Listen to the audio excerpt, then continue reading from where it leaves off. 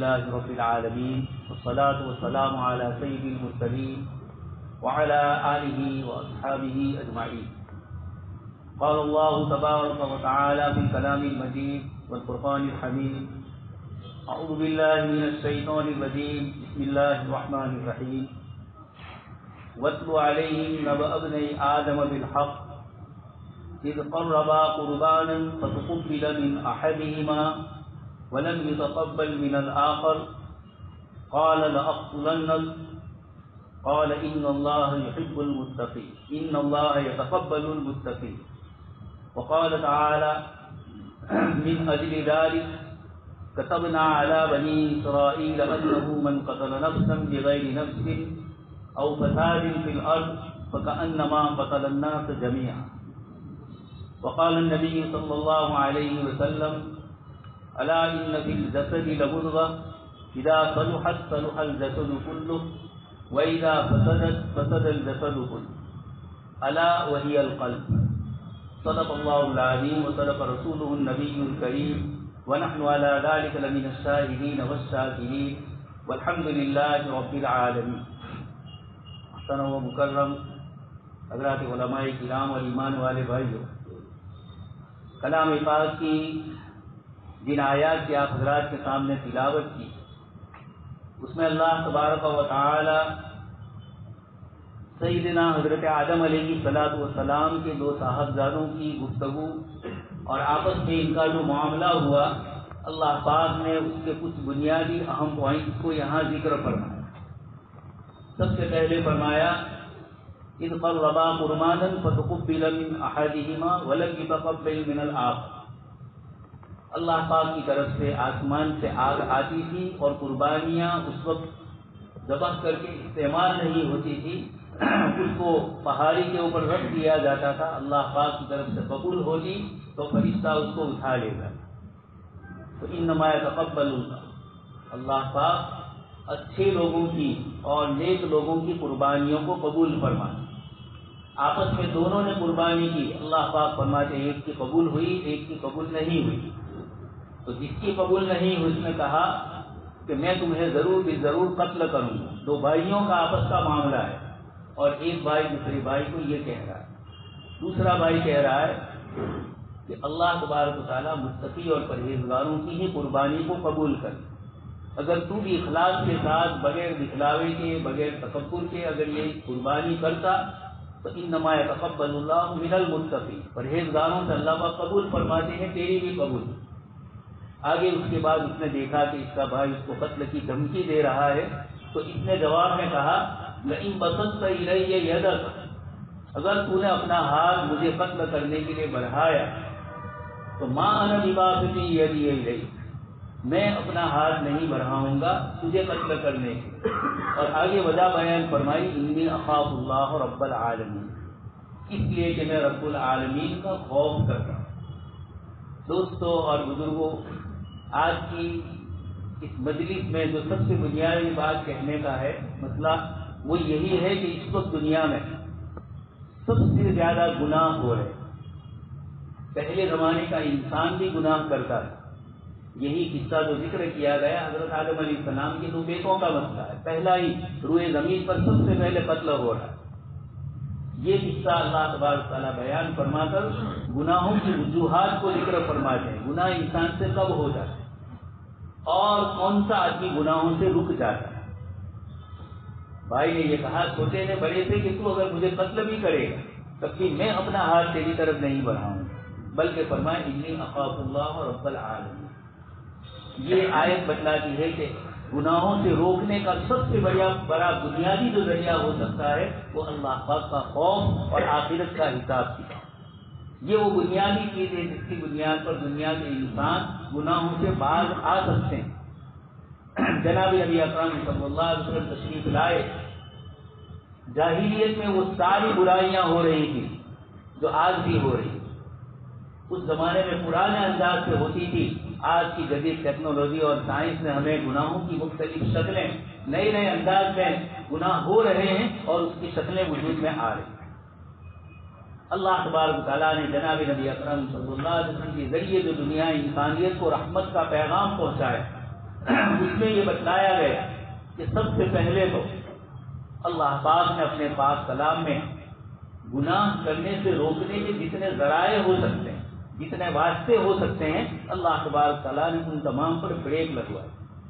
آپ صلی اللہ علیہ وسلم تشریف لائے اور آپ نے انسانوں کو گناہ اور برائیوں کی چیزوں سے واقف کرائے، اور ایک اللہ پاک کا خوف دلوں میں ایسے ڈال دیا کہ رات کی تنہائی میں بھی گناہ کرنے والا یہ محسوس کرتا ہے کہ مجھے میرا اللہ دیکھتا ہے۔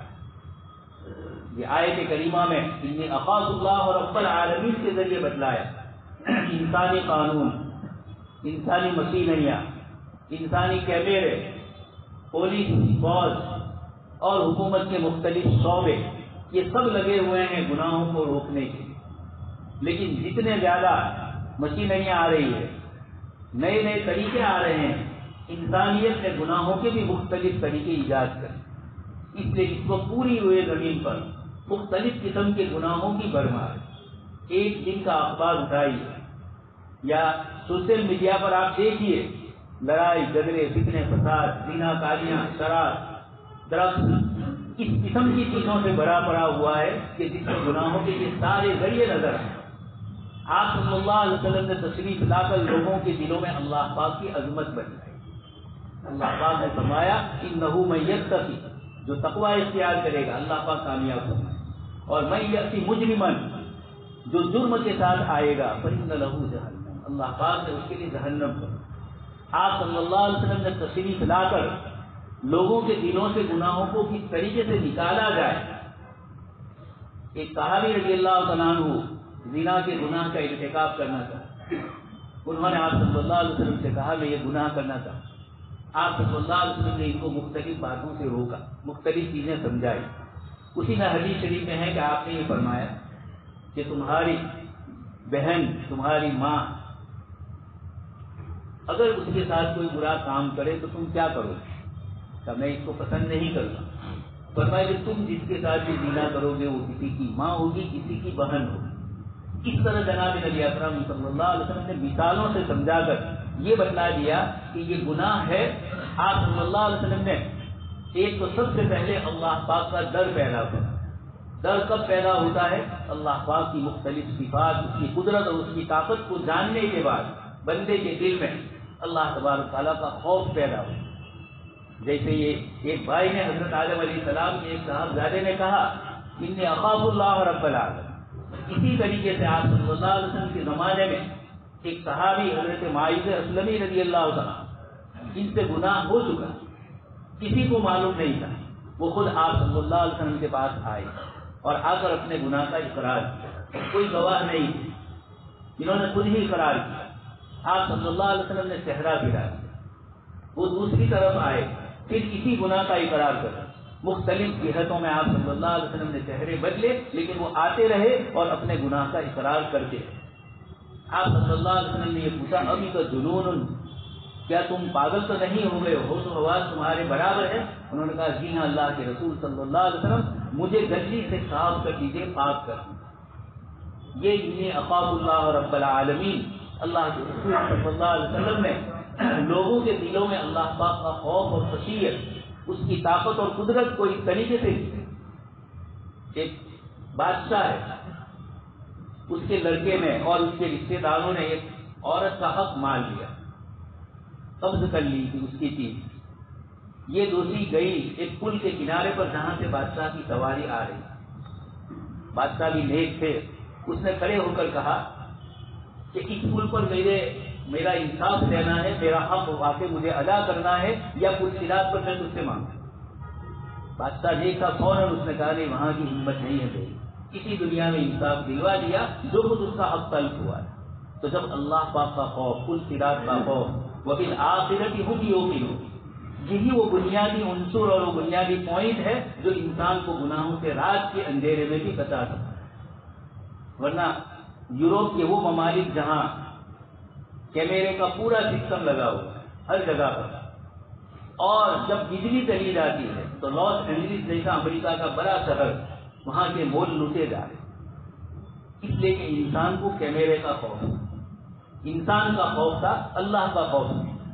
اور یہاں ایک عورت اللہ کے رسول صلی اللہ علیہ وسلم کی خدمت میں آتی ہے، حضرت غامدیہ رضی اللہ تعالیٰ، اور وہ کہتی ہے کہ اللہ کے رسول صلی اللہ علیہ وسلم مجھ سے ایک گناہ ہو گیا ہے، آپ مجھے پاک کیجیے۔ آپ صلی اللہ علیہ وسلم نے ان سے کہا، پتا چلا کہ ان کے پیٹ میں بچہ ہے، فرمایا کہ ابھی نہیں، کوئی رجسٹر میں ان کا نام درج نہیں تھا، کہیں صحابی نے کوئی باقاعدہ قانونی طور پر کوئی چیز لکھ کر رکھی ہو، ایسا کچھ نہیں۔ پھر یہ عورت آئی آپ صلی اللہ علیہ وسلم کے پاس اور کہا کہ میرا بچہ پیدا ہو چکا ہے، فرمایا کہ نہیں، یہ بچہ روٹی کھانے کے قابل ہو جائے، تمہارا جب محتاج نہیں رہے گا تو ہم تم کو سزا دیں گے۔ پھر ایک مدت گزر جاتی ہے 2-4 سال، اور وہ آپ صلی اللہ علیہ وسلم کی خدمت میں روٹی کا ٹکڑا لے کر آتی اور یہ بتلاتی ہے کہ اب یہ بچہ میرا محتاج نہیں۔ دوستوں اور بزرگوں، یہ چیزیں انسانی خوف، انسانی قانون سے نہیں آتی ہے، یہ اللہ تبارک تعالیٰ کے خوف سے ہی آتی ہے۔ اس لیے انسان جتنی بھی نئی نئی ٹیکنالوجی کے ذریعے گناہوں کو پکڑنے کی کوشش کر رہے ہیں، اتنے ہی چور کو لوہاری کا فن سکھلا دیا ہے، اتنے ہی انسان گناہوں کو الگ الگ شکلوں سے وجود میں لا رہے ہیں۔ روزانہ ہزاروں قسم کے گناہ ہیں، بچوں کے ساتھ، عورتوں کے ساتھ، سیاسی گنہگار، مذہبی اعتبار سے لڑائی، ساری چیزیں دیکھیں، ان سب میں یہی نظر آتا ہے کہ اللہ پاک کا خوف لوگوں کے دلوں میں نہیں۔ جناب نبی اکرم صلی اللہ علیہ وسلم نے سب سے پہلے ایسا ماحول پیدا کیا کہ انسان کو اللہ پاک کی عظمت اور قدرت بتائے۔ فرما دیا، ما تسقط من ورقۃ الا يعلمها ولا حبۃ في ظلمات الارض ولا رطب ولا یابس الا في کتاب مبین۔ انسان رات کی تنہائی میں کرے، دن کے اجالے میں کرے، پرائیویٹ طور پر کرے، اجتماعی طور پر کرے، روئے زمین کا کوئی پتا اللہ پاک کے حکم کے بغیر نہیں سرک سکتا ہے، نہیں ادھر ادھر ہو سکتا ہے۔ ما يعزب عن ربك من مثقال ذرة في الارض ولا اصغر من ذلك ولا اكبر الا في كتاب مبين۔ ایک اور آیت میں اللہ پاک نے فرمایا، اللہ پاک سے کوئی چیز کسی کی مخفی نہیں۔ انسانوں سے تو چھپا سکتے ہیں اور بھی دوسرے لوگوں سے چھپا سکتے ہیں الگ الگ طریقوں سے، جہاں مجرم کو پکڑا جاتا ہے، لیکن اللہ پاک فرماتے ہیں جب میرے دربار میں آؤ گے یہاں کوئی چیز چھپنے والی۔ ایک تو یہ تصور انسان کے دل میں اللہ پاک کا جناب نبی اکرم صلی اللہ علیہ وسلم نے کروایا اور یہ بتلایا کہ اللہ پاک کے خوف کے علاوہ انسانوں کو گناہ سے روکنے والی کوئی چیز نہیں۔ جتنی ہے عارضی ہے، انتظام کرنا چاہیے، ایڈمنسٹریشن کو، قانون والوں کو قانون کی وضع کرنے چاہیے، انتظامی سلطنت حکومت چلانے والوں کو قانون بنانے چاہیے، لیکن یہ غور کرنا چاہیے کہ 1400 سال پہلے وہ انسانیت وَكُنْتُمْ عَلَىٰ شَفَا حُفْرَةٍ مِّنَ النَّارِ فَأَنْقَذَكُم مِّنْهَا۔ نبی عربی صلی اللہ علیہ وسلم نے لوگ جہنم کے کناروں پر پہنچے گئے، ان کو کس طریقے سے نکالا، بچیوں کو زندہ قبر میں ڈالنے والے ان کی کیسے اصلاح کی گئی، بڑے بڑے مجرم اور پاپیوں کو زنا، شراب، جوئے اور اس طرح کی کتنی چیزیں تھیں، ان سب سے جناب نبی اکرم صلی اللہ علیہ وسلم نے کیسے بچایا۔ یہی دنیا کے لیے اس وقت ابھی سب سے بڑا حل ہے، جو اللہ کے قانون سے ہی انسانوں کو گناہ سے روکا جا سکتا ہے، ورنہ عجیب عجیب قسم کے گناہ۔ حضرت مولانا مفتی محمد تقی صاحب کینیڈا کا ایک قصہ سنا، کینیڈا کے سفر میں وہاں ایئر میں ان کو ایک اخبار ملا، وہاں کا کینیڈا کا مشہور اخبار، آپ نے اس کو پڑھا، اس میں ایک قصہ لکھا ہوا، ایک شخص نے وہیں کینیڈا میں 14-15 سے لے کر 18 سال کے بچے اور بچیوں کو ان کو قید کر دیا، ان کے ساتھ ریپ کیا اور پھر ان کو قتل کر دیا۔ جب اس مجرم پر قتل اور یہ اغوا کرنا اور بچوں کو ادھر ادھر لے جانا، یہ سارے گناہوں کی جب اس کے اوپر یہ ساری لسٹ لگی، اس وقت پولیس نے اس سے کہا کہ جن بچوں کو تو نے مارا ہے اس جگہ ہمیں بتلا دو کہ کہاں ان کو دفن کیا۔ اس مجرم نے کہا کہ ایک بچے کا میں آپ کے پاس سے 10,000 پاؤنڈ لوں گا، اگر تم مجھے 10 بچوں کے 1 لاکھ پاؤنڈ دے دو تو 11ویں بچے کو میں فری میں تم کو دے دوں گا، یعنی اس کی ناک نکالیں گے اور قبر میں سے جہاں جہاں دفن کی ہے وہاں سے میں اس کو نکال۔ پولیس کو چونکہ کینیڈا کے اس وقت گناہ کے سلسلے کا کوئی ایسا قانون نہیں تھا، اور آج بھی دنیا کے بہت سے ملکوں میں ہے، اس بنیاد پر پولیس نے اس کے پاس سے یہ بچوں کی ناک نکالنے کے لیے 10,000 ڈالر ادا کیے، اور ساتھ میں اس نے اپنے لیے بہت سے تحفظات مانگے، وہ بھی دیے۔ جب ان کے والدین کو پتا چلا تو انہوں نے کہا کہ یہ 1 لاکھ ہمارے بچوں کو دیا جائے، ہم جن کے یہاں نقصان ہوا ہے ان کو دیا جائے، ان کے والد ہیں، لیکن یہ کیس نہیں کر سکا۔ اس آدمی کو چند سالوں کے بعد پھر چھوڑ دیا۔ یہ ایک مثال ہے انسانی قانون کی کہ کتنا بڑا جرم، اور اس کے باوجود اس کے دل میں یہ احساس نہیں ہے کہ میں نے یہ گناہ کیا ہے، بلکہ اس کے اوپر بھی وہ پیسے مانگ رہا ہے۔ اور انسانی قانون ایسے ہیں، اتنے کمزور ہے کہ جس کی بنیاد کے اوپر اس قانون پر عمل کرتے ہوئے اس شخص کو کوئی نقصان نہیں۔ اللہ کے نبی صلی اللہ علیہ وسلم نے اسی مجلس میں جہاں آپ کے پاس کیس آتے تھے فیصلے کرتے، اس لیے آپ دیکھیں گے صحابہ کرام اور تابعین کے دور میں ہزاروں واقعات، ہزاروں قصے پیش آئے، لیکن اسلامی عدالت کا نظام اتنا مستحکم تھا، ایڈمنسٹریشن بھی مضبوط تھا اور عدلیہ نیالے بھی مضبوط تھا۔ حضرت عمر رضی اللہ تعالیٰ عنہ نے ہی اپنے زمانے میں ان دونوں کو الگ کر دیا کہ ایک خلیفہ کے ہاتھ میں سلطنت کا نظام تو ہو، لیکن سزاؤں کا نظام اور قانون کا نظام قاضی زبیر کو دیا گیا۔ حضرت علی رضی اللہ تعالیٰ عنہ کے زمانے میں بھی یہ چلا کہ ایڈمنسٹریشن اور قانون دونوں کو الگ کر، انصاف کو زیادہ سے زیادہ واضح کرنے کے لیے حضرت عمر رضی اللہ تعالیٰ عنہ نے یہ فرمایا، اور آج دنیا اسی نقش قدم پر چل رہی۔ لیکن اسلام نے سب سے پہلے تو اللہ پاک کی قدرت اور طاقت بتلائی، بندہ رات کی تنہائیوں میں بھی اس سے ڈر جائے۔ دوسرے نمبر پر آپ صلی اللہ علیہ وسلم کے ذریعے اللہ پاک نے ان گناہوں تک پہنچنے کے جو ذریعے، جو واسطے ہیں، ان تمام کو اللہ تبارک تعالیٰ نے منع فرمایا۔ کتاب اللہ نے فرمایا وَلَا تَقْرَبُوا الزِّنَا، زنا کے قریب مت جاؤ۔ نگاہوں کی حفاظت کا حکم دیا گیا، مردوں کو الگ، عورتوں کو الگ۔ اس طریقے سے بہت سارے وہ اصول اور ضابطے وضع کیے کہ جن کی بنیاد کے اوپر گناہ تک پہنچنے کا ذریعہ ہی ختم ہو جائے۔ اللہ کے رسول صلی اللہ علیہ وسلم نے شراب اور نشے کی چیزوں کے متعلق فرمایا، اس کا استعمال کرنے والا، اس کو سپلائی کرنے والا، اس کو ایک ہاتھ سے دوسری جگہ لے جانے والا، اس کو دوسرے تک پہنچانے والا، 10 آدمیوں کا ذکر آپ صلی اللہ علیہ وسلم نے کیا، یہ سب جہنم میں جائیں۔ یہ کیا ہے؟ شراب کو سماج سے مکمل ختم کرنا ہے۔ تو آپ صلی اللہ علیہ وسلم نے جتنے چور دروازے شراب کے ہو سکتے تھے اور بنگ کے اور آج کے درخت کے جتنے بھی ہو سکتے ہیں، آپ صلی اللہ علیہ وسلم نے ان تمام واسطوں کو بھی روکا۔ اگر تم یہ کرو گے تو تم بھی گنہگار۔ سود کے لیے بھی، یاد کے لیے بھی، انٹرسٹ کے لیے بھی اللہ کے رسول صلی اللہ علیہ وسلم نے مختلف لوگوں کو اس کا ذمہ دار ٹھہرایا۔ تو سماج میں برائی آنے کے جو ذریعے ہوتے ہیں، اسباب، جناب نبی اکرم صلی اللہ علیہ وسلم نے سب سے پہلے اس پر بریک لگائے، اور اس کے ذریعے لوگوں کو گناہ کرنا چاہے تب بھی وہ گناہ کی چیز میسر نہ ہو، وہ اسباب ہی کاٹ دیا آپ صلی اللہ علیہ وسلم نے جس کی بنیاد پر انسان یہ کر سکتا۔ تو یہ جناب نبی اکرم صلی اللہ علیہ وسلم نے دوسرے نمبر پر انسانی قانون کے لیے یہ فرمایا کہ آپ نے ان اسباب کو روکا۔ تیسرے نمبر پر اسلام نے قانون اور سزائے اور اصول اور ضابطے مقرر کیے۔ آپ کے سامنے میں نے ذکر رکوع کی 2 آیتوں کو پڑھا، اللہ تبارک تعالیٰ اس کے اندر یہی فرما دے، چونکہ روئے زمین پر سب سے پہلے قتل ان 2 بھائیوں کا آپس میں ہوا ہے، اس لیے اللہ تبارک تعالیٰ نے اصول ذکر کیے، اور آگے حضرت موسیٰ علیہ السلام اور بنی اسرائیل کو خطاب کرتے ہوئے فرمایا من اجل ذلک، یہ جو قابل اور حابیل کا واقعہ پیش آیا اور ایک نے دوسرے کو قتل کیا، پھر ناس کو دفن نہیں کر سکتا، قرآن کریم نے اس کو بھی ذکر کیا وَبَعَثَ اللَّهُ غُرَابًا يَبْحَثُ فِي الْأَرْضِ لِيُرِيَهُ كَيْفَ يُوَارِي سَوْءَتَهُ، ایک کبے کو بھیجا جس نے اپنی سونچ کے ذریعے زمین کو پورے گا اور پھر اس کو مرا ہوا جو کوا تھا اس کو دفن کر دیا۔ یہ اللہ پاک نے اس کے سامنے دکھلایا تو اس نے بھی اپنے بھائی کی ناس کو پھر کسی طریقے سے دفن۔ یہ پہلا واقعہ ہے۔ حدیث شریف میں آپ صلی اللہ علیہ وسلم فرماتے ہیں کہ روئے زمین پر کوئی بھی آدمی دوسرے آدمی کا ناحق قتل کرے گا تو حضرت آدم علیہ السلام کے اس بیٹے کو اس کی سزا ہوگی، اس لیے کہ اس سے سب سے پہلے برا طریقہ رائج کر کے ایک انسان کا قتل ہے۔ آیت میں آگے اللہ پاک فرماتے ہیں من اجل ذلک، ایک انسان دوسرے انسان پر ہاتھ نہ اٹھائے۔ اور یہ کیا کہہ رہا ہے؟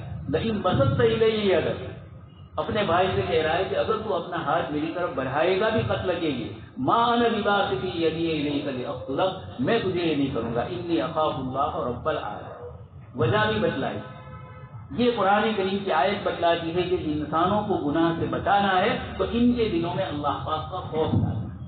یہ پہلا نمبر ہے۔ اسی لیے جو روایت میں نے آپ کے سامنے پڑھی اس میں جناب نبی اکرم صلی اللہ علیہ وسلم فرماتے ہیں کہ اس بدن کے اندر ایک چھوٹا سا ٹکڑا ہے، وہ درست ہوتا ہے تو سب درست، اور وہ ٹھیک نہیں ہوتا ہے تو سب کے اندر درستگی باقی نہیں رہے۔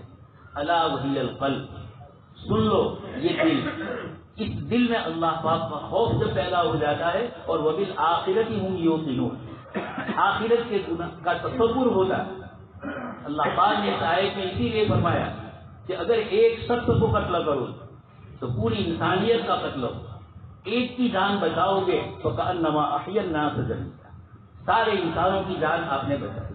یہ بنی اسرائیل پر اللہ پاک نے یہ قانون نافذ کیا، اور آگے اس کے بعد اللہ پاک اس کی سزا بتلاتے ہیں، انما جزاء الذین یحاربون اللہ ورسولہ ویسعون فی الارض فسادا۔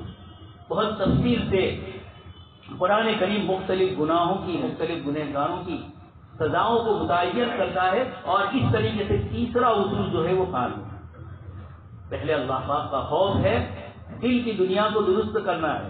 اسی طریقے سے ایک سماج اور معاشرہ رکھا۔ اسلام میں بہت ساری عبادتیں آپ جانتے ہیں انفرادی ہے، پرائیویٹ ہے، لیکن نماز جیسی عبادت اجتماعی، حج جیسی عبادت اجتماعی، سارے مسلمانوں کو جمع ہے۔ یہ کیا ہے؟ ایک سماج میں انسان کو باندھنا ہے۔ انسان کے اوپر مذہب کے بعد اور دل کی دنیا کے بعد سب سے بڑی اگر گناہوں سے روکنے کی کوئی چیز ہے تو وہ سماج اور معاشرہ ہے۔ جس سوسائٹی اور جس سماج کے اندر وہ رہتا ہے یہ اتنا مضبوط ہو کہ گنہگار کو گناہ کرتے ہوئے بہت شرم محسوس۔ لیکن آپ جانتے ہیں اس وقت دنیا میں گزشتہ 300-400 سال دنیا کا نظام ملحد لوگوں کے ہاتھ میں آیا۔ انہوں نے یہ کوششیں کی کہ گناہ کے نئے سے نئے طریقے ایجاد کیے جائیں اور سزاؤں میں تخفیف کرنے کی مختلف شکلیں اور بہانے کر کے سزاؤں کو کم سے کم کیا۔ اسلام نے سزائیں اگرچہ رکھی ہے، لیکن خود جناب نبی اکرم صلی اللہ علیہ وسلم کے دور میں 2-3 واقعات پیش آئے، صحابہ کرام اور تابعین کے دور میں 2-4 واقعات پیش آئے۔ شاہ فیصل مرحوم امریکہ پہلی مرتبہ گئے جب سعودی کے وہ کنگ بنے، راجا بنے، تو ان کو معلوم تھا وہاں جا کر سب سے پہلے سوال ہوگا پردے کا، سب سے پہلے سوال ہوگا اسلامی سزاؤں کا۔ تو آپ نے سعودی عربیہ کے کرائم کا ریکارڈ رکھا اور امریکہ کے کرائم کا ریکارڈ، مختلف گناہوں کا وہ بھی ساتھ میں رکھا۔ جب وہاں گئے تو صحافیوں نے، پترکاروں نے یہی سوالات کیے۔ انہوں نے کہا یہ سعودی کے 10 سال کا ریکارڈ اور یہ تمہارے ملک کے 1 مہینے کا ریکارڈ۔ ہمارے 10 سال میں جتنے گناہ نہیں ہوئے اتنے تمہارے 1 مہینے میں، اور مختلف اعتبارات۔ گناہوں کی اتنی نئی نئی شکلیں وجود میں آ رہی ہے کہ جو لوگ اس لائن کے ماہر ہیں، قانون داں ہیں، وہ کہتے ہیں کہ سمجھ میں نہیں آ رہی۔ ایک قانون بناتے ہیں لیکن انسانیت اس کو کس طریقے سے بدل دیتی ہے اور نئی کوئی شکل اپناتی ہے۔ اللہ تبارک و تعالیٰ نے اس قسم کے چور دروازوں کو قرآن کریم میں اور احادیث میں آپ صلی اللہ علیہ وسلم کے ذریعے بند کروایا، اور آپ صلی اللہ علیہ وسلم نے اسلامی نظام کے مطابق لوگوں کے درمیان اس طرح کا مسئلہ رکھا کہ کوئی کسی کو پریشانی نہ، آخرت کا تصور، حقوق اللہ اور حقوق العباد کی ایک پوری فہرست بتلائی۔ انسانوں میں جو جھگڑے ہوتے ہیں اس کی ایک وجہ غربت بھی ہوتی ہے۔ اسی طریقے سے سماج میں بیلنس نہ ہو۔ ایک تو اللہ پاک کا نظام ہے کہ اللہ تبارک تعالیٰ نے کچھ لوگوں کو مالدار اور کچھ کو غریب بنایا، لیکن اس غربت اور مالداری کا جو خدائی نظام ہے اس میں خلل اندازی کر کے انسان اپنی طرف سے نئے نئے طریقے نکالتا ہے اور حقوق کو ضائع کرتے ہیں، تو پھر آپس میں جن کا حق نہیں ادا ہوا ہے یہ بیچارے کھڑے ہوتے اپنا حق لینے کے لیے، اور پھر آپس میں تصادم ہوتا ہے۔ اسی لیے بزرگوں نے لکھا کہ سود میں ایک آدمی دوسرے کے ساتھ سودی یادو کاروبار کرتا ہے تو اس سود لینے والے میں جس سے لیا ہے آپس میں دونوں کے درمیان کچھ نہ کچھ ناچاکی بنے۔ اس کے مقابلے میں زکوٰۃ کا نظام ایسے رکھا کہ ایک مسلمان اپنی زکوٰۃ دوسرے کو دے رہا ہے مسلمان کو، تو یہاں مالدار سود زیادہ لے کر تگڑا بنا ہوا ہوگا، یہ غریب اس کے خلاف اس کے دل کے آہیں نکلے گی۔ اس کے مقابلے میں زکوٰۃ کے نظام میں ایک مالدار آدمی جب زکوٰۃ ادا کرے گا تو ایک غریب کے دل میں آئے گا کہ اللہ پاک تو اس کے کاروبار کی حفاظت کر، آئندہ سال مجھے وہ زکوٰۃ دے گا۔ تو ایک غریب حسد نہیں ہوتا ہے۔ زکوٰۃ کا جو نظام، عبادتوں کا جو نظام اسلام نے رکھا ہے، یہ اس وقت دنیا میں ایک سب سے بڑا مسئلہ جو پیدا ہوا ہے یہ جو افراط و تفریط ہے۔ مالدار ترین بنتے جا رہے ہیں اور غریب طبقہ بڑھتا جا رہا ہے۔ اس کو کتاب اللہ میں اللہ تبارک تعالیٰ نے فرمایا کئی لا یکون دولۃ بین الاغنیاء منکم، تمہارے چند مالداروں کے پاس مال آ جائے اور سماج اور سوسائٹی میں تم کس طریقے کے قانون بناؤ، ایسی لوگوں کے ساتھ مونوپولی کے کاروبار کرو کہ اس کے اندر ایک طبقہ بڑھتا جائے اور دوسرے طبقے کو کچھ نہ ملے۔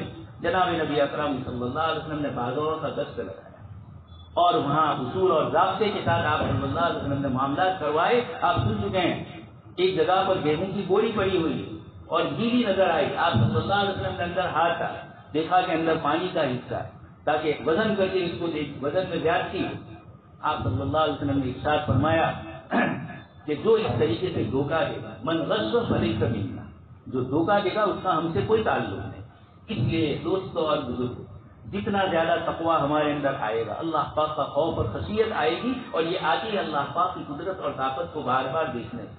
وہ علیم و خبیر ذات کائنات کے سارے خزانے جس کے قبضے میں، وہ جب جس کو چاہے دے اور جب جس سے چاہے چھین لے۔ رات دن دیکھ رہے ہیں وہی یمسس اللہ بضر فلا کاشف له الا ما یفتح اللہ للناس من رحمت فلا ممسک لہ۔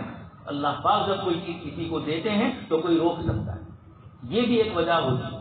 اسی کے ساتھ انسان کا اپنے اللہ سے تعلق نہیں ہوتا ہے تو وہ دوسرے کی چیز پر دعویٰ ڈالتا ہے۔ جیسے میں نے آپ کو کہا آخرت کا تصور تھا تو بادشاہ وقت تھا، لیکن اس کے باوجود اس نے کہہ دیا کل سراج پر میری ہمت نہیں ہے تجھے جواب دینے کی، انصاف دینے کی، یہی میں تیرا انصاف کر دوں۔ اس لیے اسلام نے انصاف کی پرکریا کو بھی نیایالی اور قانون کی اتنی آسانیاں کر دی ہے کہ لمبے لمبے کیسز، دنیا کے تمام ملکوں کا یہ حال ہے، ہندوستان میں تو کیونکہ ویسے بھی ججوں کی کمی ہے، ہر 10 لاکھ آدمی پر ایک جج، تو اس بنیاد پر ہزاروں لاکھوں کیس پینڈنگ میں پڑے ہوئے۔